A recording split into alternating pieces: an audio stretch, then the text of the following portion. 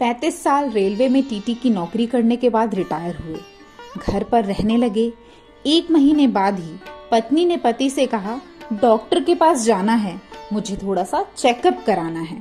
शाम पत्नी को डॉक्टर के पास ले जाकर पति ने कहा, जाइए दिखाइए। उसने रोनी सी सूरत बनाकर कहा, आप आगे आइए, मेरा तो बहाना था, दरअसल आपको दिखाना था। डॉक्टर साहब, ये पिछले 35 साल रेलवे में टीटी रहे। सप्ताह में केवल 2 दिन के लिए घर आते थे, बाकी दिन बाहर रहते थे। लगातार रेल यात्रा के वातावरण को सहते थे।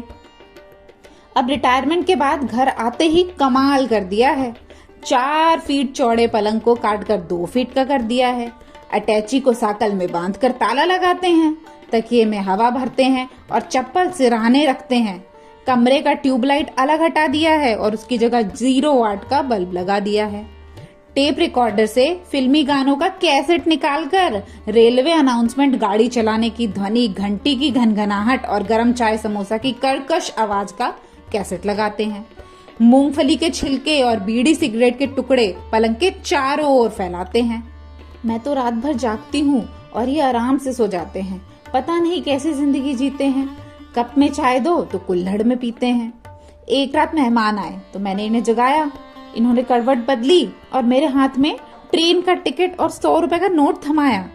मैंने कहा, ये क्या है? तो बोले, रसीद नहीं बनाना, इंदौर आए तो ख्याल से उठाना। पिताजी से दहेज में मिला सोफा सेट आधे दामों में बेच आए हैं। बदले में 2 सीमेंट का ब्रेंच खरीद लाए हैं। बेडरूम में लगी पेंटिंग्स को अलग कर दिया है। उनकी जगह भारतीय रेल आपकी अपनी संपत्ति है, जंजीर खींचना मना है लिखवा दिया है। एक रात इनके पास आकर बैठी। इन्होंने पांव मोड़े और कहा, आइए आइए, आराम से बैठिए। डॉक्टर साहब, बताने में शर्म आती है, पर आपसे क्या ही छिपाना है। इन्होंने मुझसे पूछा, बहन जी आपको कहाँ जाना है? डाइनिंग टेबल पर खाना खाने से मना करते हैं। पूड़ियाँ मिठाई के डब्बे में और सब्जी प्लास्टिक की थैली में भरते हैं। एक रात मेरे भाई और पिताजी आए। दोनों इनकी हरकत देखकर बहुत लज्जाए। रात में भाई ने इनकी अटैची जरा सी खिसकाई कि गुस्से में बोले, जंजीर खींचूं, चोरी करते शर्म नहीं आई? सुबह सुबह बूढ़े पिताजी जल्दी उठकर नहाने जा रहे थे। बालकनी पर इनके पास वाली खिड़की से आ रहे थे। उन्होंने खिड़की से हाथ डालकर इन्हें जगाया। इन्होंने गुस्से में कहा, इस तरह से मत जगाओ, यहाँ कुछ नहीं मिलेगा बाबा, आगे जाओ। पिताजी आगे गए तो इन्होंने वापस बुलाया। उन्हें 1 रुपए का सिक्का दिया और पूछा, कौन सा स्टेशन आया? इनका अजीब कारनामा है, एक पर एक हंगामा है। अभी कबाड़ी के यहाँ से एक पुराना टेबल फैन मंगवाया। छत पर लटके अच्छे खासे सीलिंग फैन को उतारकर उसकी जगह टेबल फैन लटकाया। उसे चालू करने विचित्र तरीका अपनाते हैं।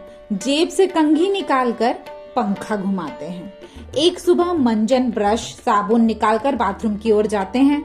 मैं कहती हूँ बेटा गया है तो वहीं लाइन लगाते हैं। समझाती हूँ आ जाओ तो रोकते हैं। हर 2 मिनट के बाद बाथरूम का दरवाजा ठोकते हैं। इन्होंने पूरे घर को सिर पर उठा लिया है। घर को वेटिंग रूम और बेडरूम को ट्रेन का कंपार्टमेंट बना दिया है। इनके साथ बाकी जिंदगी कैसे कटेगी, हम यह सोचकर डरते हैं और ये 7 जन्म की बात करते हैं। हम तो एक ही जन्म में पछताए, भगवान किसी युवती को रेलवे के टीटी का पत्नी ना बनाए। अगर ये कहानी आपको थोड़ी सी भी हंसी या सोचने का मौका